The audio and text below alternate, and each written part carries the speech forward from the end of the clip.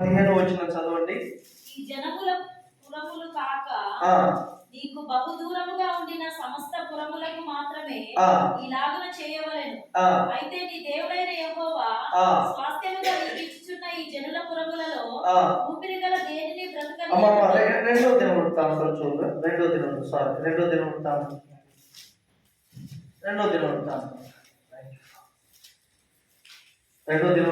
20 వచనం. అదే మొదట్లో 2వ దినవృత్తాంతం 20 వచనం చదవండి. యూదావారులారా, యెరూషలేము కాపురస్తులారా,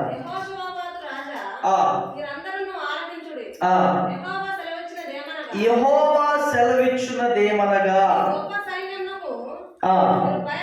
మీరు భయపడకుడి, జడియకుడి. ఈ యుద్ధము మీరు కాదు. చెప్పండి కూడా దేవుడు భయపడతారు. హల్లెలూయా, హల్లెలూయా. ఈ గొప్ప సైన్యములకు మీరు భయపడకుడి, చెడియకుడి. ఈ యుద్ధము మీరు కాదు, దేవుడే జరిగించును. ఒక విషయం మీకు చెప్తున్నా జాగ్రత్త. కొన్నిసార్లు కొన్ని శ్రమలు మన గుండెని పిండేసే విధంగా, కొన్ని నిందలు, అవమానాలు, అనవసరమైనవి సాతానుడే కొంతమంది వ్యక్తుల ద్వారా మన దగ్గరకు వచ్చినప్పుడు కొన్నిసార్లు మనసులుగా మనం కలవరం చెందుతాము, లేదా కృంగిపోతాం, లేదా మన మైండ్ సరిగా పనిచేయదు. ఎందుకు ఇలాగని? సో అటువంటి సమయంలో మనం ఏమీ ప్లాన్స్ వేసుకోలేదు, అవసరం లేదు. దేవుని పాదాల దగ్గర కనుక మనం కూర్చొని ప్రార్థన చేస్తే, ఆయనకు మనల్ని మనం అప్పగించుకుంటే మన పక్షమున దేవుడు యుద్ధం చేస్తాడు. హల్లెలూయా, హల్లెలూయా. ఎన్నో పరిస్థితుల్లో, ఎన్నో స్థితిగతుల్లో దేవుని సంగమా, దేవుడు మన పక్షమున యుద్ధం చేసేవాడుగా ఉన్నాడు. యుద్ధము చేయటం అంటే నీకు ఒక పరిస్థితి వ్యతిరేకంగా రూపుదిద్దుకుంది. దేవుడు ఆ పరిస్థితిని, దాన్ని ఏం చేస్తాడు? చదును భూమి చేస్తాడు. హల్లెలూయా. దాన్ని ఏం చేస్తాడంటే చదును భూమి చేస్తాడు. సో ఆ దినాలలో ఇశ్రాయేలీయుల కాలంలో మనుషులతో యుద్ధం చేశారు. మనుషులను దేవుడు వాడుకొని శత్రువులను జయింపచేశాడు. అనేక మందిని హతమర్చాడు, అనేకులను చంపారు, జయించారు. కానీ ఈ కొత్త నిబంధన కాలంలోనికి, లేదా కృపాకాలంలోనికి వచ్చినట్లయితే యేసుక్రీస్తు ప్రభువు ఏమి చెప్పారు అంటే, యుద్ధము అంటే కత్తులు తీసుకోమని చెప్పాడా? యుద్ధము అంటే లేకపోతే ఈటలు తీసుకుని వెళ్ళిపోమన్నాడు యేసు ప్రభు అంటే? కాదు. ఆయన మన వేళ్లకు ఒక యుద్ధం నేర్పించాడు. దేవునికి స్తోత్రం, హల్లెలూయా. మన వేళ్లకు ఒక యుద్ధం నేర్పించాడు, మన వేళ్లకు ఒక పోరాటాన్ని నేర్పించాడు. హల్లెలూయా. సో మనం యేసు ప్రభు పిలాతు దగ్గరికి వచ్చినప్పుడు అంటాడు, నువ్వు రాజువా చెప్పంటే, నేను రాజునే, కానీ నా రాజ్యం ఈ లోక సంబంధమైంది కాదు. ఒకవేళ నా రాజ్యం ఈ లోక సంబంధమైనది అయితే నా శిష్యులు నీతో ఏం చేస్తారు? పోరాడుతారు. హల్లెలూయా. నా శిష్యులు నీతో పోరాడతారు. కానీ దేవుడు చూడండి, ఆ ఒక్క మాటతో యుద్ధాలన్నీ ఏమండి సమాప్తమైపోయాయి. యేసు ప్రభు కనుక ఒక ఆత్మీయమైన యుద్ధము కనుక ప్రారంభించకపోతే ఇంకా శరీరానుసారమైన యుద్ధములు కంటిన్యూ అయ్యేటి ప్రపంచంలో. అవునా కదా? ఖచ్చితముగా అవునా? హల్లెలూయా. ఒకసారి లేచి నిలబడదాం మనం అందరం. మనం కంటిన్యూ ఒకసారి లేచి నిలబడి ఒక 2 నిమిషాలు కృతజ్ఞతాస్తుతులు చెల్లిద్దాం. ఒక 2 నిమిషాలు ప్రభుని స్తుతిద్దాం. ఓ రషకేందేరియాల్తరాలరా అల్మరషకేందేరియాల్తరాలరా. తండ్రి, ఈ సంవత్సరం అంతయు మీరు మమ్మల్ని కాపాడినందుకు స్తోత్రం. ఎన్నో ప్రమాదాలు, అపాయాలు మీరు తప్పించారు, ఎన్నో వేదనలు తొలగించారు, కుటుంబాన్ని కాపాడినారు అయ్యా, బంధువుల్ని కాపాడినారు. ఎన్నో ప్రభువా మా జీవితంలో మీరు కలుసుకున్నారు ప్రభువా, మా జీవితంలో మీరు కలుసుకున్నారు ప్రభువా. మాకు వ్యతిరేకంగా రూపుదిద్దిన ప్రతి కాడిన ఆయుధాలని మీరు చెదరగొట్టారు ప్రభువా. ఒక్కసారి హృదయపూర్వకంగా కృతజ్ఞతాస్తుతులు చెల్లిద్దామా? ప్రతి ఒక్కరూ నీ ప్రభుకి కృతజ్ఞతాస్తుతులు. ఇదిగో లాస్ట్ మినిట్ ఈ సంవత్సరం ముగించబడుతుంది.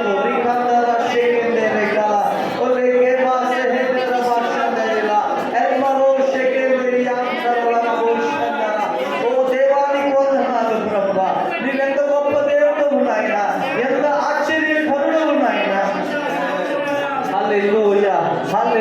హల్లెలూయా. ఓ థ్యాంక్ యూ లార్డ్ జీసస్. హల్లెలూయా. ఓ దేవుని బిడ్డ, ఈ 2025 సంవత్సరంలో ఇదిగో నీ పక్షమున పరలోకం యుద్ధం చేయబోతుంది. నీ పక్షమున పరలోక సైన్య సమూహం యుద్ధము చేయబోతుంది. ఓ ఇది ఒక స్పెషల్ ఇయర్ నీ జీవితానికి. హల్లెలూయా. Thank you Jesus. అనేకమైన గొప్ప కార్యములు నీవు మూలక నిలవబడి దేవుడి నీ పక్షమున యుద్ధము చేయటం నువ్వు చూస్తున్నా. దేవుడు అటువంటి కార్యములు నీ జీవితంలో నీ కుటుంబంలో ఆయన జరిగించబోతున్నాడు. సంగమా పొందుకో. ఓ ఆయన వాగ్దానాన్ని పొందుకో. ఈ 2024 సంవత్సరం అంతా కాపాడిన దేవుడు, ఓ ఎన్నో కార్యములు నీ జీవితంలో చేసిన దేవుడు, మహిమ నుండి అధిక మహిమకు, ఓ కృప నుండి ఓ అధిక కృపకు దేవుడు ఈ 2025 సంవత్సరంలో నిన్ను నడిపించబోతున్నాడు. ఓ హల్లెలూయా. నిజముగా నీ హృదయం తెరిచి నీ జీవితాన్ని మార్చుకోవడానికి నువ్వు ఆశపడిన వ్యక్తివైతే ఆయన నీ హృదయంలో కార్యం చేయబోతున్నాడు. ఆయన నీ జీవితంలో కార్యం చేయబోతున్నాడు. ఆయన నీ జీవితంలో అద్భుతం చేయబోతున్నాడు. నీ ద్వారా అనేకులకు దేవుడు తనను తాను కనపరుచుకోబోతున్నాడు. దేవుని శక్తి నీ ద్వారా అనేకులు చూడబోతున్నారు. దేవుని బిడ్డ, ఓ దేవునికి కావలసింది తెరవబడిన హృదయం, దేవునికి కావలసింది లోపడే హృదయం, దేవునికి కావలసింది అంగీకరించేటటువంటి హృదయం. ఆయన తిరుగుబాటు హృదయాన్ని అంగీకరించలేడు. ముష్కర హృదయాన్ని ఆయన అంగీకరించలేడు. Thank you Lord Jesus. Hallelujah. ప్రభువానికి వందనాలు. ప్రభువానికి వందనాలు. అందరం చప్పట్లు కొట్టి ప్రభువుని కనపరుస్తా. అందరం చప్పట్లు కొట్టి ప్రభువుని కనపరుస్తా. దేవుణ్ణి. హల్లెలూయా. హల్లెలూయా. ప్రభువా, మీరు మాకు ఇచ్చిన నూతన సంవత్సరం కొరకు స్తోత్రం. నూతన సంవత్సరం కొరకు స్తోత్రం. ఇదిగో 2025 సంవత్సరం ప్రభువా, ఒక ఆశ్చర్యకరమైన సంవత్సరంగా దేవుని మహిమను కనపరిచే సంవత్సరంగా ప్రభువా, ఈ సంఘంలో మా కుటుంబాల్లో ప్రభువా మీరు ఇచ్చినందుకు స్తోత్రము నాయన. ఓ మీరు ఇచ్చినందుకు స్తోత్రము నాయన. ఈ నూతన సంవత్సరాన్ని బట్టి మీ కృతజ్ఞతాస్తుతులు చెల్లిస్తున్నాం ప్రభువా. హల్లెలూయా. రీకందరబా జనే దేనాల ఎల్మాలో జేనే ఎల్మోన శేలబా హల్లెలూయా. ఓ దేవాని వందనాలు ప్రభువా. ఈ సంఘం మీద నీ ఆత్మ దిగి వస్తుంది కాక, నీ బలమైన ఆత్మ దిగి వస్తుంది కాక ప్రభువా. ప్రతి ఒక్క బిడ్డ నీ ఆత్మ చేత నింపబడాలి. ప్రతి ఒక్క బిడ్డ నీ ఆత్మ చేత నింపబడాలి. పరిశుద్ధాత్మ శక్తి ఈ బిడ్డల్ని కప్పుకోలేదు కాక. పరిశుద్ధాత్మ శక్తి సైన్యాన్ని కప్పుకోలేదు కాక. తెలుగున్న దేవుని ఆత్మ, బలమైన దేవుని ఆత్మను పొందుకున్నా. అన్య భాషల్లో మాట్లాడేవారు అన్య భాషల్లో మాట్లాడతారు. అన్య భాషల్లో మాట్లాడే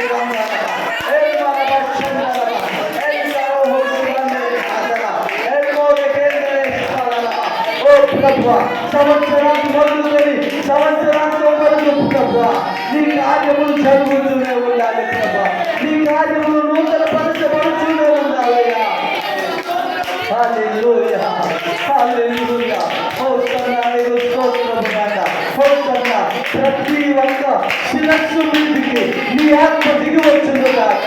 ప్రతి ఒక్క వ్యక్తి శిరస్సు మీదికి నీ శక్తి దిగి వచ్చును కాక ప్రభువా. ప్రతి ఒక్క ఆ శక్తి ప్రభు ప్రతి ఒక్క తల మీదికి నీ సన్నిధి దిగి వచ్చును కాక. ఓ దేవాని వందనాలు. ఓ విశాందేల హస్పదరా ఏ మారా హస్పదరి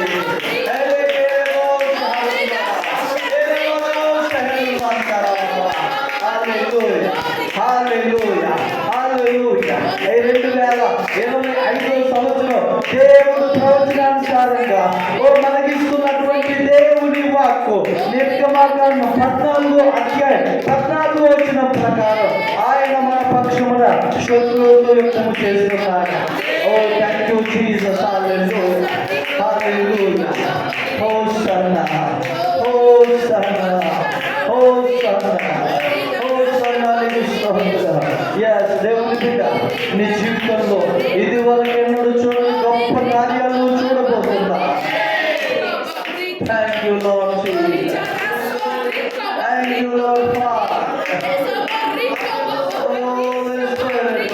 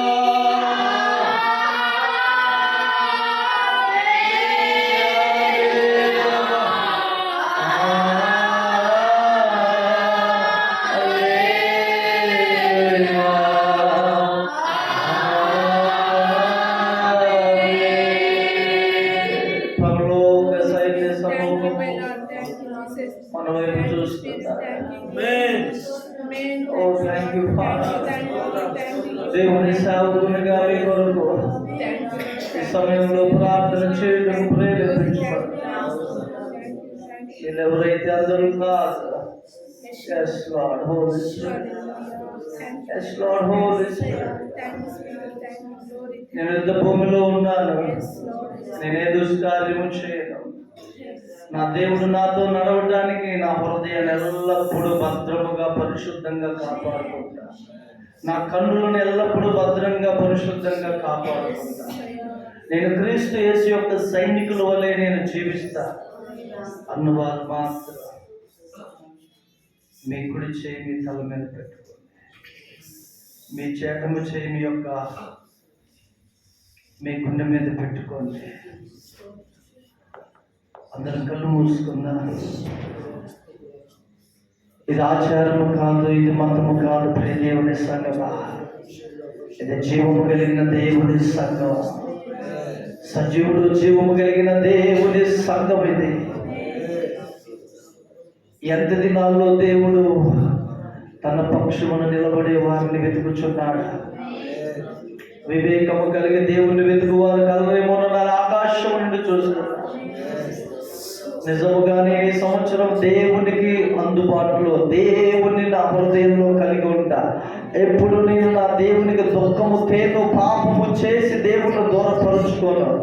ఇదిగో నేను సమర్పణ కలిగి జీవిస్తున్న వారు మాత్రము మీ కుడి చేయి మీ తల మీద పెట్టుకొని నేను చేయి మీ గుండె మీద. పరలోకం తెరవబడ్డది దేవుని సంగతి. నువ్వు దేవునితో నిబంధన చేస్తున్నావు. నువ్వు దేవునితో నిబంధన చేస్తున్నావు. దేవుని సేవకునిగా చెప్తూ దేవుడు నా గదిలో నాతో చెప్పిన మాటలే మీతో చెప్తున్నాను. ఈ 2025 సంవత్సరం నీ జీవితంలో చాలా ప్రత్యేకమైంది. ఇంతవరకు నువ్వు యుద్ధం చేశావు, ఇంతవరకు నువ్వు పోరాడావు, ఇంతవరకు నువ్వు అలసిపోయావు, ఓడిపోయావు, కన్నీరు కార్చావు. కానీ దేవుడు చెబుతున్నాడు, ఇదిగో 14 నిర్గమ 14 ప్రకారము దేవుడైన యెహోవా నీ పక్షమున యుద్ధం చేస్తున్నాడు. దేవుడైన యెహోవా నీ పక్షమున యుద్ధం చేస్తున్నాడు. నీ ఆఫీసులో కానీ, నీ ఉద్యోగ స్థలంలో కానీ, నీ పనిలో కానీ, నీ కాదు ఎక్కడైనప్పటికీ దేవుడు నీ పక్షమున ఉంటున్నాడు. Thank you lord. ప్రేమ కలిగిన తండ్రి, ఇదిగో నాయన ఈ నీ ప్రజలు ప్రభువా, ఈ నీ బిడ్డలు ప్రభువా, ఇదిగో నీ సన్నిధిలో నిలబడి నీతో నిబంధన చెరువులుగా ఉన్న ఈ బిడ్డలు ప్రభువా, నీ యొక్క ప్రభు అభిషేకము వారి తలల పైకి దిగి వచ్చునుగా. యేసు క్రీస్తు నామములో ప్రభువా నీ జ్ఞానాత్మ బిడ్డల మీదకి దిగి వచ్చునుగా. పరలోక సైన్య సమూహము ఈ బిడ్డల పక్షమున శత్రువులతో యుద్ధము చేయునుగాక. వందనాలు చెల్లిస్తున్నా ప్రభువా. 2025 సంవత్సరము ప్రభువా మీరు మాకు ఇచ్చిన ప్రవచనానుసారమైన వాటికి నిర్గమ 14 వచ్చిన మా జీవితంలో ప్రభువా మీరు నెరవేరుస్తున్నందుకు స్తోత్రం ప్రభువా. బిడ్డలందరినీ మీ హస్తాలకు అప్పగిస్తున్నారు, నీ హస్తాలకు అప్పగిస్తున్నాను తండ్రి. ఒక్కరు 1000 మంది అవుదురుగా, ఇద్దరు 10,000 మంది అవుదురుగా తండ్రి. మీకు వందనాలు. వీరి ద్వారా సంఘ క్షేమాభివృద్ధి చెందునుగా, వీరి ద్వారా సంఘ క్షేమాభివృద్ధి చెందునుగాక. ఈ బిడ్డల ద్వారా సంఘ క్షేమాభివృద్ధి చెందునుగాక. ఈ బిడ్డల ద్వారా దేవుని రాజ్యము విస్తరించునుగాక, దేవుని రాజ్యము వ్యాప్తి చెందునుగాక. జ్ఞాపకం చేసుకోండి, మీ కృప మీ సన్నిధి ఎల్లప్పుడూ బిడ్డలకు తోడే ఉండునుగా. కృప సత్యములు బిడ్డలు కాపాడునుగా. సహాయం చేసి మీ నామాన్ని కనపరుచుకుందాం. యేసు నామములో ప్రార్థించి పొంది ఉన్నాము తండ్రి. అలాగే నెమ్మదిగా కూర్చున్నాము, అలాగే నెమ్మదిగా కూర్చుందాం. కొన్ని నిమిషాలు దేవుని వాక్యం. Thank you Lord. Hallelujah, hallelujah. ఒకసారి చూద్దాము, మరలా మాట చదవండి. దినవృత్తాంతములు 2వ గ్రంథం 20వ అధ్యాయం 15వ వచనం. యూదా వారులారా,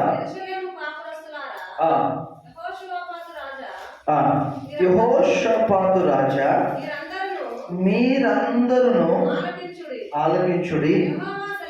యెహోవా సెలవిచ్చినదేమనగా, ఈ గొప్ప సైన్యమునకు మీరు భయపడకుడి, చెడయకుడి. ఈ యుద్ధము మీరు కాదు, దేవుడే జరిగించును. హల్లెలూయా. సో పాత నిబంధన గ్రంథంలో దేవుడు పెట్టారా, దేవుడు ఎంత ఆశ్చర్యంగా ఇశ్రాయేలీయులను నడిపించుకుంటూ వచ్చారు అని అంటే, మీరు నిజంగా కనుక వాక్యం ధ్యానిస్తుంటే, చదువుతుంటే హృదయం పరవశించిపోయింది. ఆయన అదృశ్య రూపిగా ఉంటూ ఇశ్రాయేలీయులను నడిపించాడు. మీకు వాక్య రుజువు కావాలంటే కొరింథీయులకు రాసినటువంటి పత్రిక మొదటి పత్రిక 10వ అధ్యాయంలో మొదటి వచనం చదవండి. ఈ సంగతి మీకు తెలియకుండా నాకు ఇష్టము లేదు. అదేదనగా మన పితరులందరూ ఎక్కడున్నారంట? మేఘము క్రింద. మేఘం ఎన్ని రోజులు ఉంది చెప్పండి, ఎవరైనా చెప్పగలరా? మేఘం ఎన్ని రోజులు ఉంది?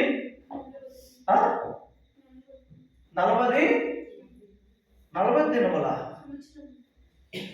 40 years, 40 సంవత్సరాలు. వాళ్ళ ప్రయాణ పద్ధతి ఏంటో తెలుసా? మేఘం కదిలితే వీళ్ళు గుడారాలన్నీ ఎత్తుకొని సామానంతా చదువుకొని ఆ మేఘాన్ని, ఏది రాత్రేమో అగ్ని స్తంభంగా ఉండేది మేఘం, పగలేమో మేఘ స్తంభంగా ఉండేది. అది కదిలినప్పుడు ఇశ్రాయేలు కదిలేవారు. అది వాళ్ళ ప్రయాణ పద్ధతి అని లేఖనం సెలవిస్తుంది. ఎందుకు చెప్పాను ఈ మాట నేను? దేనికి చెప్పాను? 10వ అధ్యాయంలో కదా. నడిచిరి, వారందరూ సముద్రంలో నడిచిపోయి, అందరూ మోషేను బట్టి మేఘములోను సముద్రములోను. చాలు. ఇక్కడ 5వ వచనం చూడండి. అయితే వారిలో ఎక్కువ మంది ఉండకపోయారు కనుక అరణ్యములో. ఎందుకు చెప్పాడు అలాగే? కిందికి వచ్చినట్లయితే, కిందికి రండి. 8వ వచనం, మరియు వారి వలె మనము యుద్ధము, వారిలో కొందరు వ్యభిచరించినందున ఒక్క దినమునే 23,000 మంది మనము ప్రభువును శోధింపకైందు. వారిలో కొందరు శోధించి సర్పము వలన మీరు సనుగకుడి, వారిలో కొందరు సరిగి సంహారకుని చేత. అంటే ఇదంతా దేవుడు ఎందుకు మనకు ఉపమాన రీతిగా చెబుతున్నారు, లేదా రియల్ గా జరిగింది మనకు ఒక ఏమంటారు స్టోరీ కాదు, మనకి ఏమంటారండి ఎగ్జాంపుల్, తెలుగులో ఏమంటారు, ఉదాహరణగా ఇక్కడ రాయించి ఉంచాడు. అంటే మనము యుద్ధ భూమిలో ఉన్నాం. ఎక్కడున్నామండి? ఇంగ్లీష్ చదివినప్పుడు కొంచెం తెలుగు మర్చిపోయాడు, ఇప్పుడు ఇంగ్లీష్ చదువుతున్న పూర్తిగా పోతుంది తెలుగు. హల్లెలూయా, హల్లెలూయా. మనకి ఉదాహరణ కూడా కాదండి, దేవుడు ఇక్కడనే ఉంటాడు. ఎందుకంటే దృష్టాంతములుగా, ఎలాగా? దృష్టాంతములుగా ఉంచాడు దేవుడు. ఇప్పుడు మనం యుద్ధ భూమిలో ఉన్నాం, మనం జయించాలి. కానీ ఇశ్రాయేలీయులు జయించబడాలి, కానీ ఎందుకు అరణ్యంలో ఎండిన ఆకుల వల్ల రాలిపోయారు? మీరు ఒకసారి ఆలోచించండి. 23,000 మంది ఎందుకు ఆ యొక్క సర్పము గెలిచి చనిపోయారు, లేదా తెగులు చేత చనిపోయారు అని అంటే, దేవుడు తోడు లేడని అంటే కాదు, దేవుడు ఉన్నాడు. కానీ దేవునికి అనుకూలంగా ఇశ్రాయేలులో చాలా మంది లేరు. ఆ కారణం చేత వారిని వారు కోల్పోయారు. అయితే అది పాత నిబంధన శరీరానుసారంగా, లేదా దేవుడు అలా నడిపిస్తే. ఇప్పుడు కొత్త నిబంధనలోకి వచ్చేసరికి మనము ఏమాత్రము చంపబడము. కానీ ఈ కొత్త నిబంధన, ఈ కృపా కాలంలో ఇది ఆత్మ సంబంధమైనది, హృదయ సంబంధమైనది. కాబట్టి దేవుడు ఒక మాట అంటాడు, మీరు జీవించుచున్నారన్న పేరు మాత్రం ఉంది, కానీ మీరు మృతులే అంటాడు యేసు ప్రభు ప్రకటన గ్రంథంలో. ఎందుకు ఇప్పుడు నేను బ్రతికున్నానా, చనిపోయానా? బ్రతికే ఉన్నా. కానీ నేను ఎక్కడో పాపం చేసి వచ్చాను అనుకోండి, నేనేదో సారదాగి వచ్చాను అనుకోండి, ఇంకేదో దేవునికి వ్యతిరేకమైన పని చేసి ఇక్కడ వచ్చాను అనుకోండి, మీ దృష్టిలో నేను బ్రతికిన వాడినే, కానీ దేవుని దృష్టిలో నేను మృతుడను. హల్లెలూయా. దేవుని దృష్టిలో నేను మృతు. అందుకనే ఇక్కడ చూడండి, కొరింథీయులకు రాసినటువంటి మనం చదివాం కదా. 3వ వచనం ఏం చెప్తుంది? 3వ వచనం ఆత్మ సంబంధమైన ఆ ఒకే ఆహారం 2 కొరింథీ 10వ అధ్యాయం 3వ వచనం ఏం చెప్తుంది?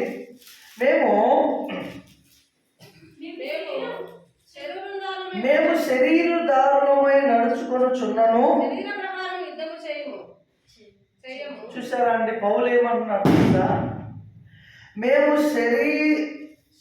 శరీర ప్రకారం నడుచుకొనుచున్నను.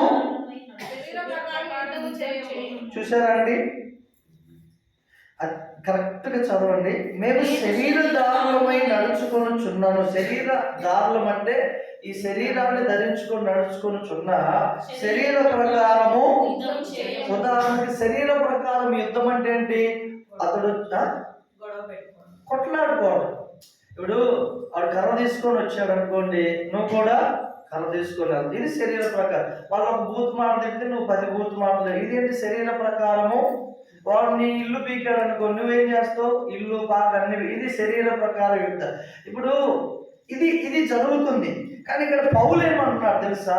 మేము శరీర ప్రకారం నడుచుకొనుచున్న అలాగను మేము యుద్ధము చేయం. కింద ఏమంటున్నాడంటే మా యుద్ధోపకరణములు శరీర సంబంధమైనవి కావు కానీ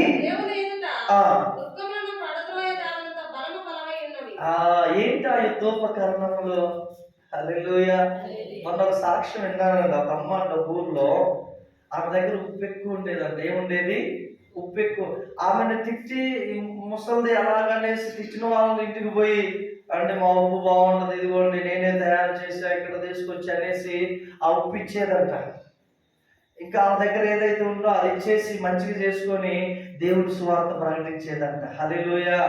అంటే ఏది అవసరత, ఒక వ్యక్తి దగ్గర ఏం అవసరతో చూచి ఈమె వెళ్ళి ఏం చేసేదంట, అది ఇచ్చేసి ఆమె కలిగిందే దేవుడి ప్రేమను పంచేదంట. అలాగున కొద్ది సంవత్సరాలకి ఊరంతా మార్చబడిందంట. హల్లెలూయా, హల్లెలూయా.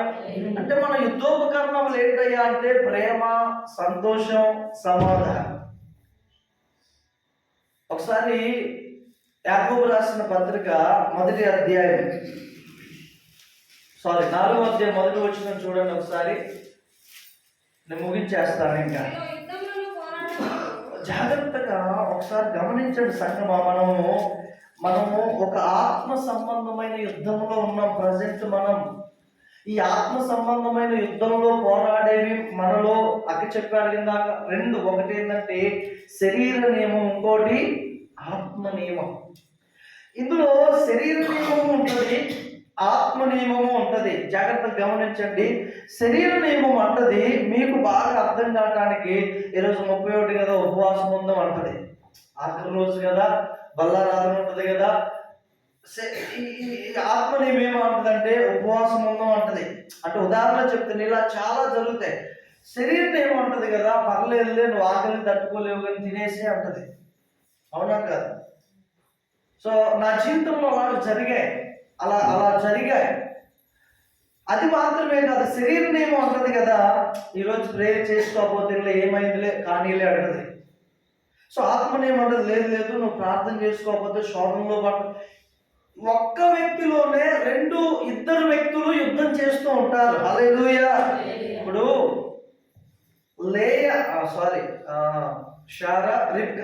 రిబ్కా గర్భంలో ఎంతమంది జన్మించారు? 2 జన్మించారు. అక్కడ దేవుడు ఒక మాట అంటాడు రిబ్కాతో, పెద్దవాడు చిన్నవానికి దాసుడు. ఏంటిది? ఒక ఆత్మీయమైనటువంటి మర్మం. పెద్దవాడు చిన్నవాడికి దాసుడు కారణం ఆదికాండంలో ఉంటది కదా. అంటే పెద్దవాడు చిన్నవాడికి, అంటే పెద్దవాడు అంటే శరీరము, చిన్నవాడంటే ఆత్మ. మీ శరీరం ముందు పుట్టిందా, ఆత్మ ముందు పుట్టిందా? శరీరమే. ఆ తర్వాత కదా ఆత్మీయమైన జీవితం పుట్టింది. అంటే మొదట ఏశావు పుట్టాడు, కానీ తర్వాత యాకోబు. అక్కడ దేవుడు చెప్తున్నాడు పెద్దవాడు చిన్నవాడికి దాసుడు. అంటే ఈ శరీరాన్ని మనం ఏం చేయాలంటే చిన్నవాడైన ఆత్మ నియమానికి లోపరచాలి, శరీర నియమాన్ని. హల్లెలూయా.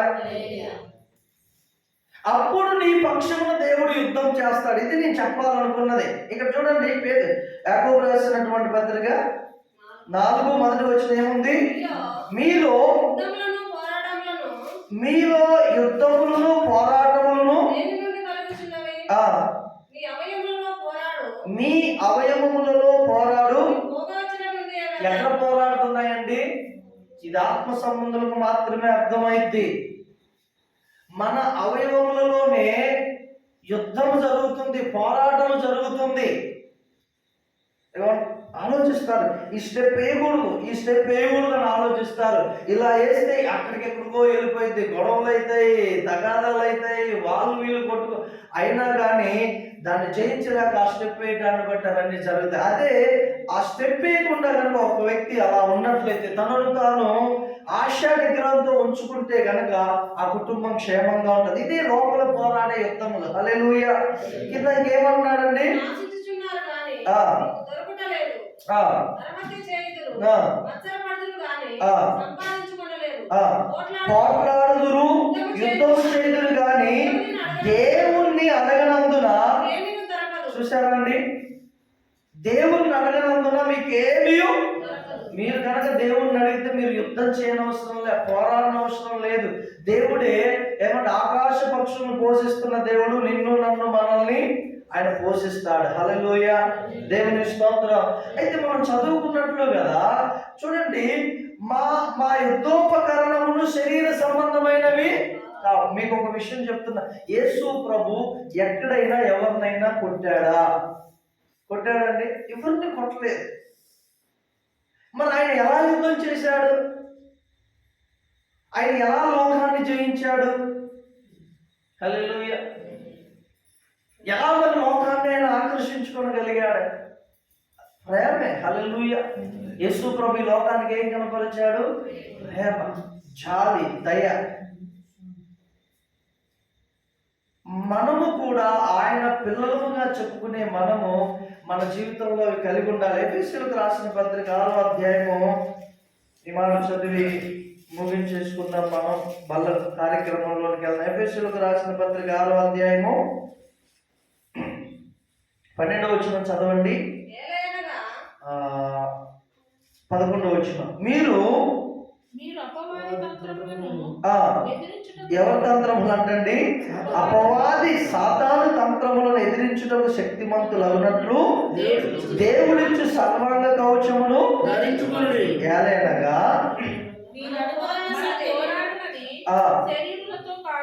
జాగ్రత్తగా పాయింట్ చేసుకుని, మనము పోరాడున్నది శరీరులతో కాదు కానీ ప్రధానులతోనూ అధికారులతోనూ ప్రస్తుత అంధకార సంబంధులకు లోకనాథులతోనూ ఆకాశ మండలమందున దురాత్మల సమూహంతోనూ. దేవుని బిడ్డ, ఈ 2 నెలల నుంచి నాకు చాలా ఎక్కువ పోరాటం, చాలా ఎక్కువ. అందుకు దేవుడిని నేను స్తుతిస్తున్నా. హల్లెలూయా. ఎవరెవరితో పోరాడుతున్నాం? మన శరీరులతో. దయచేసి మీరు శరీరులతో పోరాడకండి. ఇంకా కిందకు వస్తే ఏముందంటే, ఎక్కడ ఎవరితో? ప్రధానులతోనూ అధికారులతోనూ ప్రస్తుత అంధకార సంబంధులకు లోకనాథు ఆకాశ మండలమందున్న దురాత్మల సమూహంతోనూ. సో ఈ పోరాడే క్రమంలో మనము ధరించుకునే ఆయుధం ఏంటంట? సర్వాంగ కవచం. అందులోనే సత్యమును దట్టి, నీతి అను మైమరుపు, సువార్త వలనైన సిద్ధ మనస్సును జోడు, విశ్వాసమును డాలు. 17వ వచనం. ఆత్మ ఖడ్గం, వాక్యమును. ఇవే మన ఆయుధాలు, ఇవే మన ఆయుధాలు. మీరు ఇంటికి వెళ్ళిన తర్వాత చదువుకోండి. ఈ ఆయుధాలు కనుక ఏమేమి ఆయుధాలు? సత్యమును దట్టి, నీతి అను మైమరుపు, పాదములకు సువార్త వలనైన సిద్ధ మనస్సును జోడు, ఇవన్నీ కాక విశ్వాసమును ఢాలు, దేవుని రక్షణ శిరస్త్రాణము, దేవుని వాక్య కంఠం. దేవుని స్తోత్రం. హల్లెలూయా. సో ఇవి కనుక మనము ధరించుకుంటే అపవాదిని మనము ఈజీగా ఓడించాలి. చిన్న శ్రమ రాగానే విశ్వాసంలో కోల్పోయి విశ్వాసం సల్లగిల్లి అల్లాడిపోతున్నాం అనుకోండి. అసలు మన డాలు ఏంటి? విశ్వాసం. ఆ శత్రువు యొక్క బాణాలు రాకుండా అడ్డుపడేదే విశ్వాసం. దాంట్లోనే నువ్వు కృంగిపోయి సన్నగిల్లి, అమ్మో నా పని అయిపోయిందని నువ్వు ప్రేర్ చేసుకోకుండా విశ్వాసం నిలపకుండా ఉండాలనుకోండి, బాణాలు తగులుతాయి, నువ్వు కృంగిపోతావు. హల్లెలూయా. ఇది ఆత్మ సంబంధంగా జరిగే యుద్ధము. కాబట్టి దేవుడు 2025 సంవత్సరంలో మనకిచ్చేది సర్వాంగ కవచం. హల్లెలూయా. ఈ సర్వాంగ కవచాన్ని కనుక మనం ధరించుకుంటే శత్రువు ఏమాత్రం మనల్ని తాకలేదు. కళ్ళు మూసుకున్న ప్రార్థన చేద్దాం. దేవుని బిడ్డలారా, దేవుని సంగమా, ఈ యొక్క రాత్రికాల సమయంలో